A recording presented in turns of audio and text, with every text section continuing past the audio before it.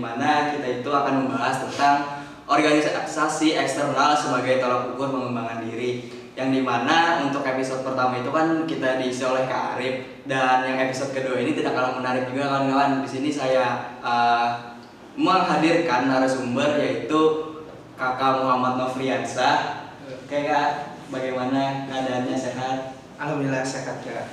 Kuliahnya bagaimana Kak?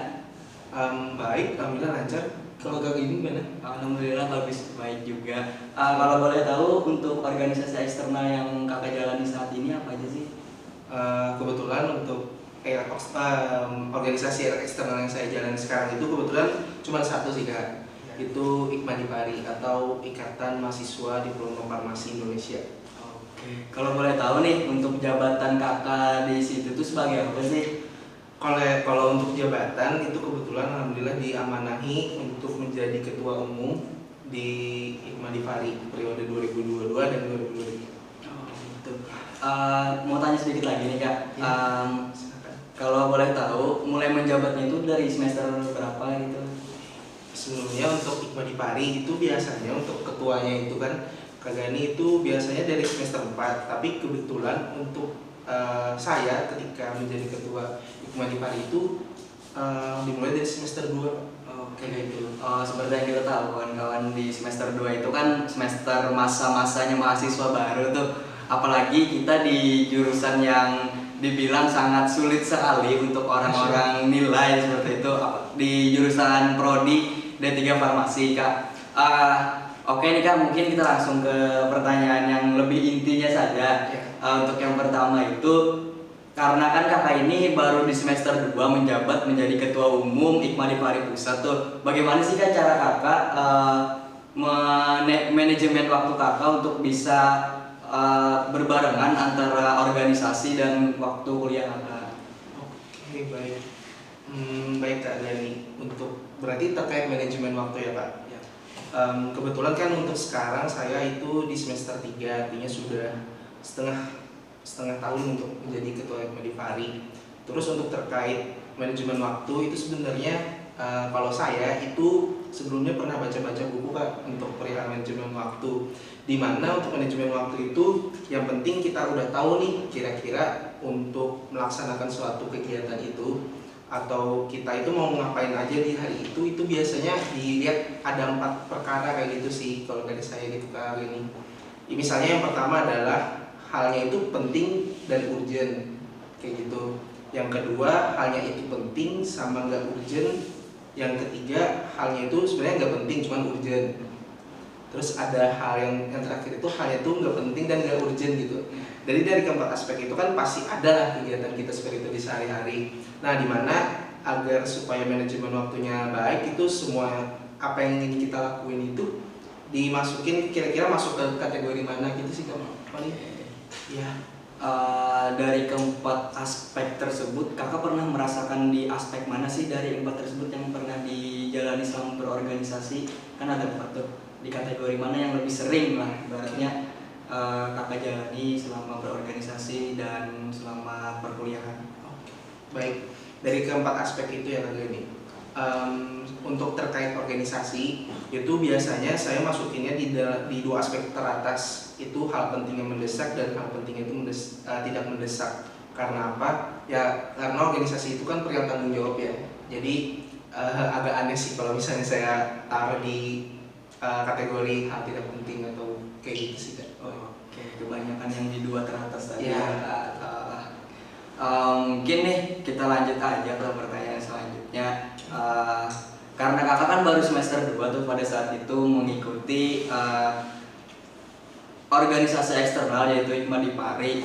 Mungkin sebelumnya itu Kakak udah tahu kan sih IKMA-Dipari itu apa, ruang lingkupnya itu seperti apa. Otomatis kan Kakak itu harus memiliki ibaratnya motivasi dari orang luar, mungkin dari siapa, untuk bisa Kakak itu terjun dan memberanikan diri untuk ke organisasi eksternal tersebut. Apa sih motivasinya? Oke, baik. Jadi untuk pertanyaan kedua itu terkait motivasinya ya Kak. Untuk terkait motivasi sebenarnya saya itu sebenarnya seperti mahasiswa ya seperti kita lah ya. Maksudnya untuk mahasiswa semester 2 di mana terjun ke organisasi eksternal itu juga salah satu merupakan hal yang mungkin kita itu deg-degan juga sih kalau ibaratnya kayak gitu. Ibaratnya ya kita memberanikan diri lah ibaratnya.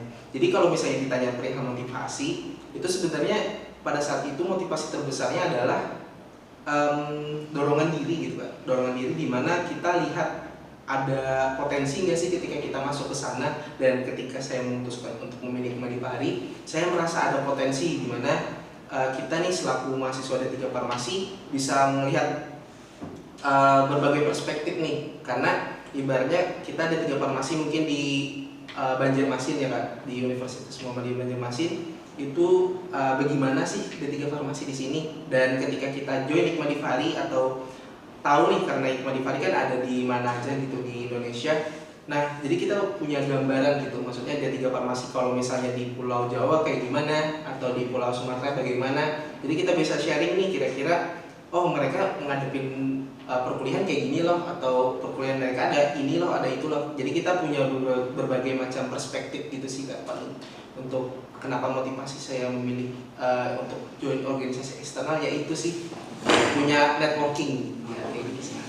Mungkin karena kan kakak ada menyebutkan dari prodi luar itu, maksudnya di luar Jawa gitu, kayak ada perbandingan gak sih Kak antara prodi kita D3 Farmasi yang ada di Banjarmasin ini dengan prodi D3 Farmasi yang ada di Jawa itu, menurut kakak perbedaannya itu di mana? Apakah sangat signifikan perbedaannya atau seperti apa? Oke, kalau terkait perkuliahan itu sebenarnya sama aja, karena kan itu kita ada standar pendidikannya ya dari APDFI gitu.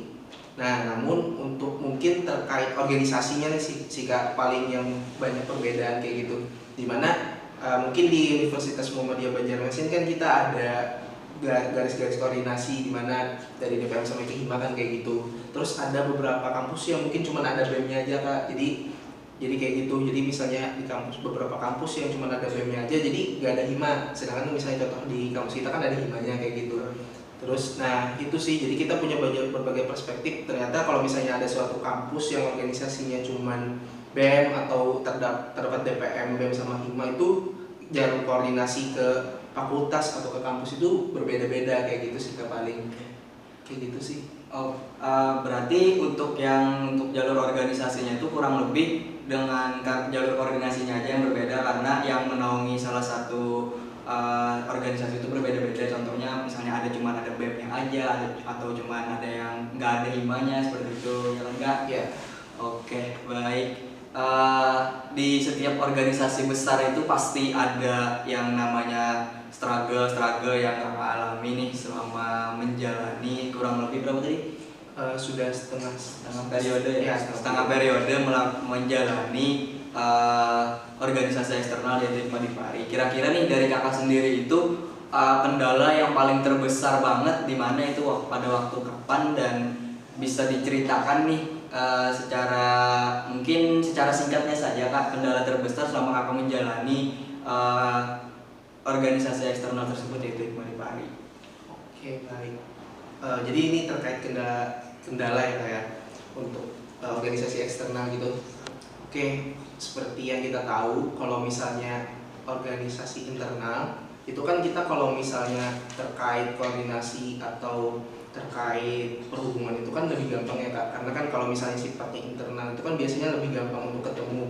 Nah, untuk eksternal itu kendala yang mungkin biasanya sering terjadi itu sih Kak, biasanya itu karena mungkin yang pertama adalah ketika kita punya suatu agenda nih Kak, karena beda waktu kan, Indonesia kan beda-beda waktunya ya Kak. Jadi karena adanya perbedaan waktu, karena ada perbedaannya jadwal perkuliahan kayak gitu sih Kak. Ya benar, itu bikin kita ibaratnya kadang ada beberapa kegiatan yang nggak semua bisa kayak gitu sih Kak. Itu pertama terkait waktu, karena kan beda perjadwalan kayak gitu. Yang kedua itu untuk kendalanya adalah komunikasinya Kak, karena kalau misalnya organisasi eksternal itu kan kita kebanyakan jadinya daring ya, karena untuk berhubungan jarak jauh, sedangkan kalau untuk organisasi internal itu kan kita secara langsung tatap muka itu lebih gampang kayak gitu. Jadi kalau untuk kendala eksternal itu salah satunya jarak sih, untuk pertemuan-pertemuan kayak gitu. kayak gitu sih untuk yang terasa sampai sekarang sih Kak. Untuk jadwal menyamakan jadwal antar sesama anggotanya itu kan kadang perlu penyesuaian, kadang penyesuaiannya itu sih yang agak sulit sedikit untuk disatukan gitu kan. Ya, untuk bisa ibaratnya kita ketemu nih dalam satu forum dengan waktu yang sama-sama free gitu lah. Ya. Ya.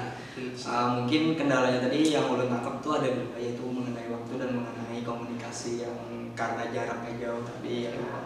Tapi dari kakak sendiri itu nih mengatasi itu semua bisa nggak sih, mengatasi yang waktu tadi dengan jarak yang kita lihat itu sangat-sangat jauh karena ruang lingkup nasional ya orang. Bagaimana sih cara kakak mengatasi struggle-nya kakak itu tadi? Baik, jadi ada dua ya Kak yang berarti yang kakak tangkap. Sebenarnya untuk kedua hal itu adalah kedua hal yang saling berkaitan kayak gitu. Karena ibaratnya konsepnya cara penyelesaiannya adalah gimana sih maksimalin ketika kita udah bisa satu waktu nih semuanya kayak gitu kan Kak. Itu maksimalin semua hal yang perlu diselesaikan itu bisa diselesaikan Kak. Jadi ibaratnya kegiatan yang ada waktunya juga gak banyak makan banyak waktu kayak gitu. Jadi pemaksimalan ketika kita ada forum diskusi itu segala aspek yang emang menjadi kendala itu kita bahas di sana kayak gitu sih Kak paling. Lebih kayak mementingkan yang dimana harus kita kumpulin dulu nih urgensi misalnya, lalu kita bahas dalam satu forum yang dimana karena kita tuh waktunya yang berbeda dan jaraknya yang agak jauh banget gitu ya loh, karena tingkatan nasional, maka harus dikumpulkan dulu tuh urgensinya, maka dibahaslah dalam satu forum ya, seperti itu ya. Biasanya emang ada jadwalnya juga sih, kami bikin kayak sudah ditentukan nih misalnya dalam satu bulan itu ada bakal berapa agenda, jadi kira-kira masing-masing dari kami akan bakal menyempatkan waktu atau mengisi waktunya di sana kayak gitu. Melonggarkan waktu ya untuk mengisi yang suatu forum tersebut ya, supaya pembahasan yang kita dapatkan setelah habis forum tersebut tuh akan menjadikan dapat hasil dan dapat hasil positif lah ya, dari terstruktur aja sih, lebih enak kayak gitu urusannya karena kan sudah terjadwal gitu kan. Oke, baik. Ini kan terkait mengenai organisasi eksternal yang dimana itu pasti banyak memangkas waktu kuliah kita, pasti pulang ke rumah itu pasti malam ya kan Kak. Pasti dari keluarga itu ada nggak sih kayak merasa kamu itu harus stop aja nih untuk organisasi ini karena orang tua lihat kamu itu sering pulang malam terus atau begadang terus. Mungkin dari keluarga itu mendukung aja nggak sih Kak kakak tuh menjalani organisasi eksternal yang kakak jalani saat ini? Baik, oke, terkait keluarga ya. Sebenarnya untuk keluarga saya kan untuk terkait dukung atau tidak, yang penting sih kalau dari keluarga saya adalah berkabar sih intinya. Jadi selagi apa yang saya lakukan itu menurut saya itu adalah hal yang mungkin baik buat saya kayak gitu sih Kak. Nah jadi insya Allah keluarga saya juga mendukung aja sih. Yang penting saya berkabar dan tidak mungkin tidak apa ya maksudnya tidak negatif lah. Ya mungkin kayak gitu dan tidak lupa untuk menjaga kewajiban-kewajiban sebagai manusia. Oke, betul. Emang betul sih Kak, mengenai komunikasi kita bersama keluarga itu sangat penting, walaupun cuman kayak ngabarin nih lagi makan nih atau lagi di sini nih, itu sangat berharga lah bagi orang tua kita. Oke, jadi intinya tuh komunikasi terhadap keluarga itu insya Allah bagaimanapun keadaannya, apa yang pun kita lakukan yang dimana itu masih positif, keluarga itu masih akan mendukung ya kan? Ya, kita maksimalin komunikasinya sih. Gimana kita ngeyakinin, yakininnya biar mastiin itu sih yang terbaik buat kita pada saat ini kayak gitu kan. Karena kan kita nggak tahu nih di depan bakal ada apa kan. Kalau kita nggak maksimalin apa yang ada di depan kita ya gimana gitu sih. Ya sih, benar juga sih kayak gitu. Komunikasi itu penting ya guys ya. Oke, mengenai organisasi eksternal yang kakak jalani pada saat ini nih, mungkin kita nggak tahu loh dari pian dulunya itu sebelum masuk organisasi eksternal itu sifatnya tuh kayak malas-malesan atau kayak malah suka mager-mageran mungkin atau seperti apa. Mungkin ada nggak sih Kak dampak dari organisasi eksternal tersebut yang mampu gitu merubah sifat kakak dari internalnya kakak sendiri ataupun dari eksternal kakak sendiri, atau lebih kalem kah karena sudah menjabat menjadi ketua umum Hikmah Dipari Nasional gitu? Oke, baik. Oke, berarti dampak ke diri sendiri nih, ya kan ya. Untuk dampak organisasi eksternal ke diri sendiri, mungkin dari sisi internalnya dulu kayak untuk sisi pribadi, mungkin itu lebih ke arah yang biasanya nih saya untuk berkegiatan itu gimana sih kegiatan hari ini ya jalanin aja gitu. Sebelumnya dimana perubahan itu terasa ketika saya coba ikut organisasi eksternal gitu kan, konsepnya malah segala sesuatu itu harus terencana gitu kan sebelum dilakukan, supaya agar karena kita nggak bisa ngebiar waktu itu habis begitu aja Kak. Jadi ketika organisasi eksternal saya ikut nih, saya tahu nih rasanya menghargai waktu itu gimana sih, karena berharga banget gitu perbedaan. Ya tadi saya jelaskan ada perbedaan waktu, jadi ibaratnya waktu itu sangat berharga Kak, ketika kita coba diskusi kan bersama orang lain gitu, teman-teman kita yang jauh di sana kayak gitu ya, itu waktu itu dari sisi internal ya kan untuk pengembangan dirinya. Terus untuk sisi eksternalnya itu mungkin dampak ke organisasi internalnya sih Kak. Jadi ketika saya join organisasi eksternal nih, ketika di organisasi internal saya udah memahami banyak hal gitu untuk konsep perihal keorganisatorisasi kayak gitu. Ibaratnya di dalam hima itu harus bagaimana, dan susunan-susunan yang berapa mungkin yang harus dilakukan itu bagaimana, itu jadi kayak lebih terarah kayak gitu Kak. Karena ya ketika organisasi eksternal kita punya banyak perspektif nih dari teman-teman Hikmah di Pari. Nah, jadi ketika saya lihat nih perspektif dari berbagai macam daerah atau berbagai macam organisasi yang ada di Hikmah di Pari itu, jadi saya bisa ambil baiknya lah kayak gitu dari teman-teman yang lain. Jadi bisa saya terapin di organisasi internal kayak gitu sih Kak. Kalau untuk mengimplementasikan di organisasi internal yang kakak jalani saat ini itu apa aja sih? Contohnya ya Kak, Ya. untuk internal itu contohnya adalah kita ketika mau melaksanakan sesuatu nih di dalam hima itu terkonsep. Ibaratnya kalau misalnya mungkin teman-teman bisa cek IG hima kayak gitu kan, itu sekarang itu kayak kita coba maksimalin beberapa konteks yang mungkin gak ibaratnya yang kekinian ada, yang informatif ada, yang melibatkan beberapa aspek juga ada. Jadi kayak gitu sih. Jadi salah satu hal yang mungkin terlihat di luar itu untuk hima. Oke, berarti untuk saat ini kakak sedang menjalani internal dan eksternal juga ya? Ya. Internalnya itu hima dan eksternalnya itu Hikmah di Pari juga. Oke, baik, sangat lumayan akan memotong waktu banget sih ya. Maka kita harus memikirkan internal dan maka kita harus memikirkan eksternal juga. Manajemen waktu yang harus kita asah lah ibaratnya ya, supaya semuanya itu kuliah jalan sama organisasinya kita tetap jalan juga. Ya, oke.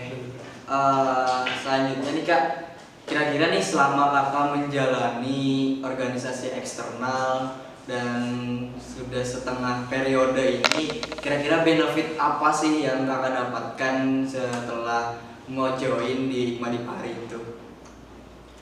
Benefit ya.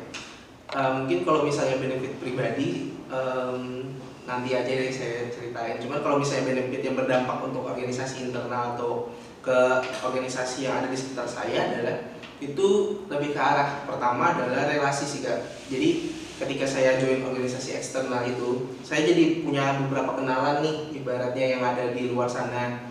Misalnya contohnya adalah beberapa koneksi yang ada di suatu instansi farmasi gitu, yang penting-penting tuh yang berdampak di farmasi.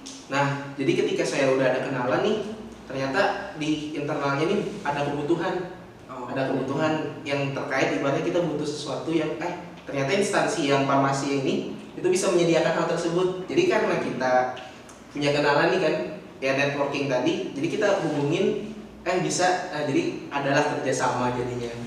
Oke, baik nih Kak, mengenai benefit lagi nih selanjutnya. Kan kakak tadi ada menyebutkan masa cuman satu nih yang belum tangkap nih mengenai relasi yang dimana itu dapat secara lebih kasarnya dapat memudahkan lah, misalnya kita ingin berurusan dengan yang lain-lain seperti itu, dan juga banyak teman konsul ya loh, misalnya kita buat banyak relasi. Nah, mungkin ada lagi nggak sih Kak mengenai benefit yang didapatkan selama kita tuh menjalankan organisasi eksternal.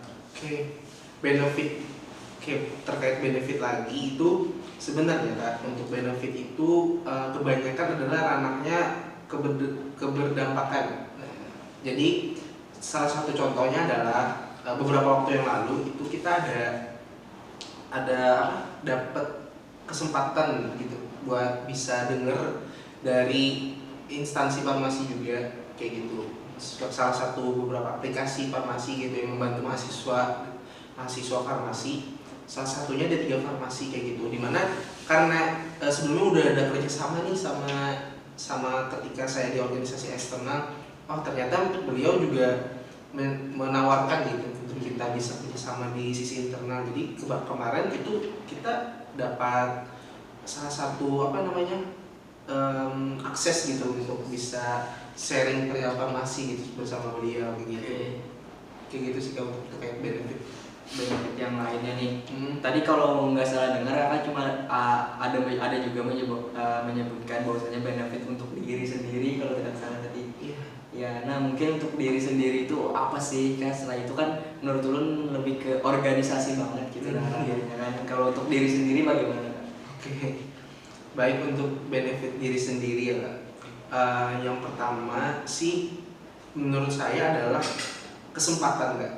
Benefit untuk ke diri sendiri itu adalah kesempatan. Dimana saya jadi punya kesempatan nih buat tahu di mana sih kurangnya saya kayak gitu. Apa sih yang bisa saya kembangin kayak gitu. Jadi menurut saya benar ketika ada orang bilang pengalaman itu adalah suatu yang berharga. Karena ya itu, ketika saya ikut organisasi eksternal dengan bertemu berbagai macam teman saya di Madipari, dan ketika bertemu juga dengan beberapa kenalan lagi teman-teman baru kayak gitu, saya jadi menyadari banyak hal bahwa segala sesuatu itu kita nggak bisa dengan satu jalan aja kayak gitu. Jadi kita punya banyak perspektif. Jadi kita harus bisa lihat berbagai perspektif dari suatu perkara kayak gitu. Jadi kalau bisa ditanya untuk benefit diri sendiri, ya kita bisa berkembang sih kalau lebih tepatnya kayak gitu sih. Berkembang dalam segi apapun mungkin Ya. dari pola pikir mungkin lah bisa berkembang. Apalagi kan kakak tadi ada menyebutkan kita tuh bisa melihat dari misalnya ada masalah terus kita bisa lihat dari perspektif lain seperti itu ya kan, dari untuk memecahkan masalah tersebut. Oke. Kira-kira nih Kak, untuk kita bisa join ke organisasi eksternal, terkhususnya lagi organisasi yang Kakak jalani saat ini yaitu Hikmah Dipari, mungkin apa saja sih yang harus kita siapkan untuk bisa join ke Hikmah Dipari tersebut Kak? Oke. Baik. Jadi ceritanya nih yang perlu disiapin untuk bisa bergabung ya ke Hikmah ya. Sebenarnya untuk bergabung dalam konteks menjadi kepengurusan mungkin ada beberapa hal yang perlu disiapkan. Cuman kalau untuk bergabung Hikmah Dipari itu sebenarnya selagi kita adalah mahasiswa diploma farmasi, kita sudah masuk ke dalam Hikmah Dipari kayak gitu sebagai anggota pasif kayak gitu. Cuman kalau misalnya ditanya adalah persiapan untuk bergabung dalam sisi pengurus, itu mungkin beberapa aspek yang perlu disiapkan adalah yang mungkin secara umumnya yang pertama adalah niat kita dulu. Niatnya dulu nih, kira-kira gimana, siap nggak kayak gitu kan. Ada beberapa hal yang mungkin harus dicoba lebih diusahakan lagi dibanding kita biasanya ketika kita memutuskan untuk organisasi eksternal. Yang kedua adalah mengikuti musyawarah nasional kayak gitu. Kalau misalnya di Hikmah Dipari sih namanya Mukernas, musyawarah kerja nasional. Dimana di sana kita berdiskusi berbagai macam kampus datang dikumpulin, kita di sana musyawarah lah. Nanti di sana ada mekanisme untuk pemilihan pengurus baru kayak gitu. Jadi bagaimana tips mungkin gimana kita cara yang terpilih di sana adalah kita bisa aktif ambil alih ketika kita bermusyawarah. Jadi karena kan misalnya kita musyawarah nih bertemu dengan kampus lain mungkin kita belum kenal ya. Nah, jadi keaktifan kita itu menunjukkan bahwa oh ini orang nih aktif nih, Kira-kira kualitas ya mungkin kalau misalnya kualitas sih tergantung bagaimana kita ngejalaninnya ya.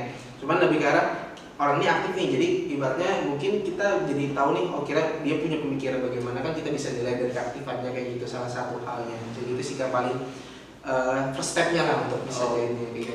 Kalau untuk yang join menjadi kepengurusan tadi, ingat ya guys, yang pertama itu harus harus niat dan kalau bisa ada memiliki kesempatan ikut di Mukernas atau musyawarah kerja nasional yang akan diadakan oleh Hikmah di Pari. Oke, itu mungkin secara singkat untuk apa yang harus disiapkan. Selain itu ada nggak sih Kak yang harus kita siapkan lagi? Mungkin seperti mental atau seperti apa?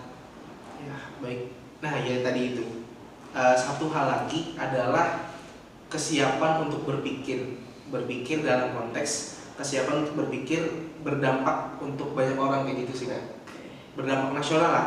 Yang ibaratnya kan namanya organisasi nasional, otomatis dampak yang harus kita berikan pun harus nasional juga kayak gitu. Ibaratnya kan kayak gitulah. Jadi kesiapan untuk berpikir aja sih. Yang penting niat dan di dalam hati itu bersungguh-sungguh kayak gitu. Jadi insya Allah bakal bisa kok kayak gitu sih. Kembali lagi ke niat kita guys, misalnya niat kita itu baik untuk menjalani suatu ikhlas dan baik, pasti jalannya itu pasti akan baik juga. Amin. Oke. Mungkin ini pertanyaan terakhir nih Kak. Kira-kira nih setelah Kakak sudah menjalani satu periode kepengurusan yang ada di Hikmah di Pari, kira-kira rencana Kakak selanjutnya itu mau kemana? Atau menjadi demis kah? Atau ingin bertahan di Hikmah di Pari tapi di bidang lain atau seperti apa Kak? Oke, untuk rencana ya Kak, untuk rencana terkait organisasi itu kalau mungkin eksternal ya mungkin saya melihat prospeknya nih kira-kira kebutuhannya apa. Cuman untuk target itu sebenarnya saya mau jadi demis aja sih sebenarnya, memberikan kesempatan yang lain untuk bisa memberikan dampak kayak gitu. Itu kalau misalnya di dalam eksternalnya kayak gitu sih. Jadi kalau untuk saat ini masih targetnya menjadi demis, tapi kita nggak tahu ya kan ke depannya apakah ada pemikiran-pemikiran baru nih dari Kak Nofri mungkin yang ingin lebih mengembangkan lagi Hikmah di Pari. Apalagi Hikmah di Pari ini kan salah satu organisasi nasional yang dimana bisa dibilang menaungi untuk mahasiswa diploma seperti itu ya Kak? Iya, diploma farmasi dan anak farma. Oke, mungkin closing statement nih dari Kak Nofri mengenai quote-quote supaya kawan-kawan dari mahasiswa Fakultas Farmasi lebih terkhususnya untuk Universitas Muhammadiyah Banjarmasin agar bisa termotivasi dan menjadi terbakar-bakar lah ibaratnya gairahnya untuk bisa join di organisasi eksternalnya masing-masing kan. Terbakar-bakar ya. Mungkin saya nggak tahu nih bakal kayak gimana, cuman ada dua hal yang saya jadikan mindset lah ibaratnya.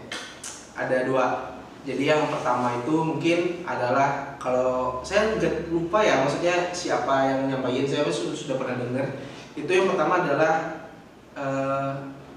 usaha kecil tetap usaha kayak gitu.